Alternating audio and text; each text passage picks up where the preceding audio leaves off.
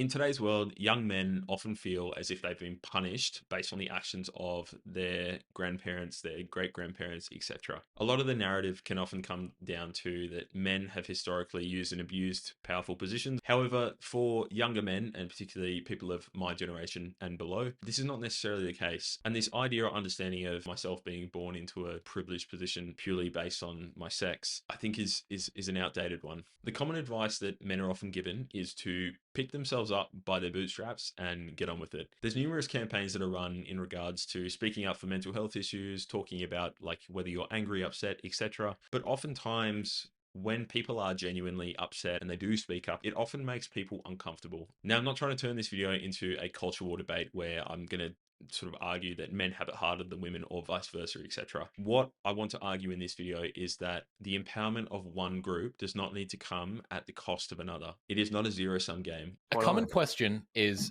why don't men just do better? Surely they can try harder in school, employment, and health. Well, no other group is told when they suffer with reduced performance or accolades in the real world that they should just pull themselves up by their bootstraps. We don't tell any other group to talk about their problems. Instead, we spend billions in taxpayer money and private charity to set up committees, departments, campaigns, and funds to solve the problem. In simple terms, if a woman has a problem, we ask, what can we do to fix society? If a man has a problem, we ask, what can men do to fix themselves? So before this video just comes across as a pure opinion piece, I just wanted to lay out some stats in regards to some of the arguments I'm putting forward. In Australia, for every 100 women enrolled in university, there are just 72 men. 60.8% of Australian bachelor degree completions in 2022 were women, and only 39% were men. In the US, men received only 42% of bachelor degrees in 2021, making that the lowest year on record for bachelor degree completions. Men are also withdrawing from the workforce. In the US, about 10.5% of prime working age men are neither working nor looking for work, compared to just 2.5% in 1954. Men's spaces are also disappearing. Younger generations have nowhere to seek life, relationships, or career advice from men within their own communities. Not having men's spaces or local community spaces has unfortunately forced young, disenfranchised men to look online for voices that they can relate to. And these guys, being in the vulnerable state that they are, oftentimes end up indoctrinated, falling into these fringe communities out there for everything. I fall victim to this stuff myself as well, particularly on social media. The algorithms consistently feed me people driving in supercars, people with lots of money, people with lots of girls. And I've got a wife, so like I'm sorted on that front. But the whole like status and wealth accumulation and that stuff, I still fall victim to it, even though that I know that a lot of this stuff online is purely just vanity metrics. This constant bombardment with these measures of success, it can also influence what you actually want in life. The documentary made me feel particularly disgusted, specifically around the scenes that were in Miami and Marbella. Now, where I live in Australia, it's quite a sleepy spot. It's by no means as crazy as the Marbellas or the Miamis of the world, but looking at the documentary and just seeing the sort of day-to-day lifestyles of some of the people living in Miami or Marbella, a lot of the relationships just seem so transactional and shallow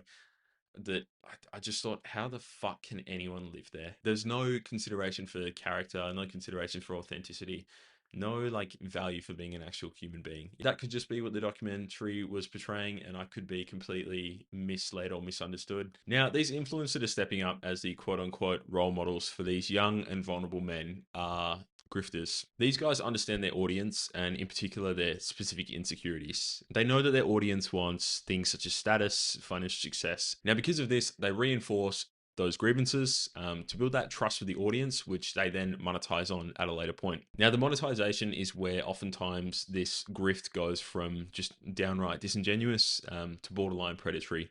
In the documentary particularly, it shows HS funneling his fans to a private telegram. From there, there's referral codes to OnlyFans agencies, dodgy brokerages, and also like crypto schemes, which oftentimes is just rug pulls. And if you're buying into them, you're silly. You shouldn't be buying into some influencer's fucking crypto project. 9 times out of 10, 9.999 times out of 10, it's not going to work. So just fucking save your money. You may as well take it to the casino and just bet it on red. You've got better chances there. A lot of the time, these vulnerable men are paying for stuff that's either freely available online or just downright a scam. Like, think of all the stuff you've heard or seen about Hustlers University just being repackaged courses of stuff that you can find freely online, talking about day trading, which 99% of people are not profitable in, crypto investing in shit coins, which is again just a trap and a way to part you with your money. And the most audacious part is that when these things don't work, when these schemes don't get you rich or solve all your problems, the guys that are selling them never take accountability, and they almost always turn it on their audience and tell them that this is your fault that it's not working. It's your fault. You didn't work hard enough, etc. As opposed to the content that I put out or the methods that I supposedly implore to get rich don't fucking work. And that's because you are the product. These methods they're teaching you aren't even what they use themselves to get into the position that they're in. And because these guys often have the marketing nailed for whatever they're selling, unfortunately, they've just got a constant stream of guys rolling in week on week and ready to escape the matrix or achieve financial freedom or whatnot.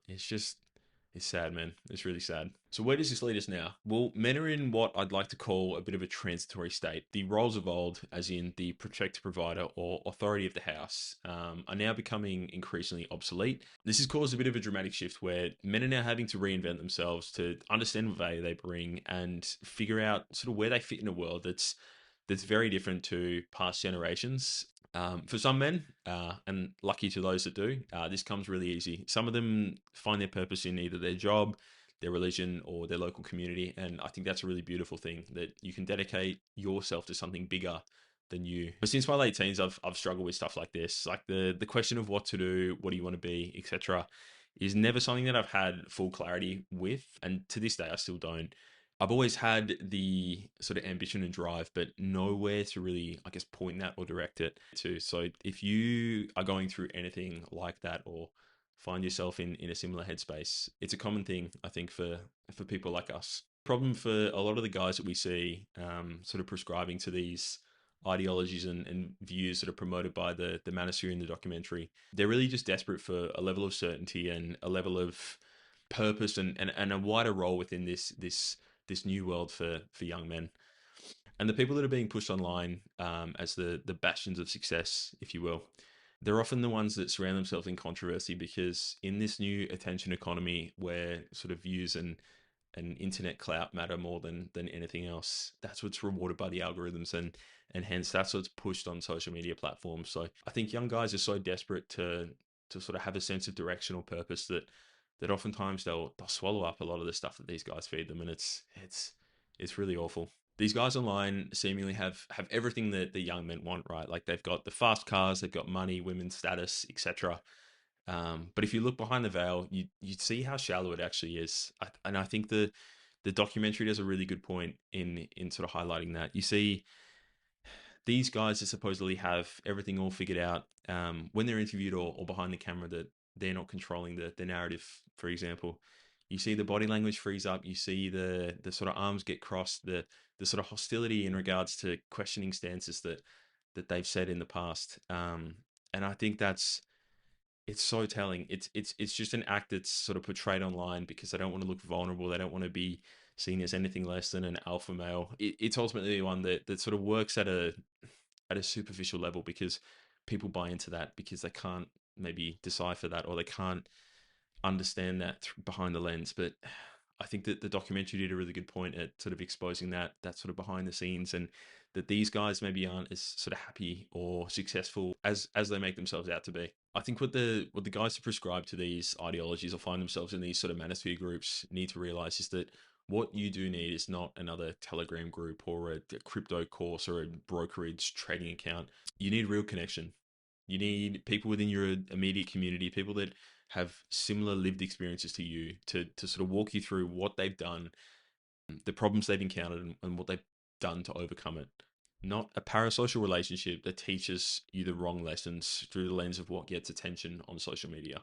For those who can't find real life connections, you need to look further than these creators that push these harmful or negative ideologies, these narratives that cast you as a victim or make it out as if the world is out to get you. I'm sorry, but that's not the case. Unfortunately, feeling sorry for yourself and blaming others isn't going to actually get you anywhere in life. It just creates this toxic circle jerk of negativity. You need to take ownership of the situation that you're in, as difficult as that is. And I know that it's a bit trite to say, but only through ownership can you take accountability and then start to build your life. You need to take the things that happen to you in a negative sense and do your best to sort of, I guess, pull them into a bit of a character arc, if you will, as cliche as that sounds, because these are little chinks in your armor that one day you can tell a story about. And oftentimes the best stories come from the biggest struggles. Think about it. Frodo didn't just walk to Mordor and drop the ring into Mount Doom with no struggle, no loss, and no conflict. And that's exactly why it's a story worth telling. You need to remember that your setbacks are the same. It's not a black and white answer, and I know that's a bit trite to say, but it's a journey that you need to go on, nevertheless. A journey of self-discovery to figure out what drives you versus, I guess, what you think is important just because someone online told you so. Um, yeah, something to reflect on.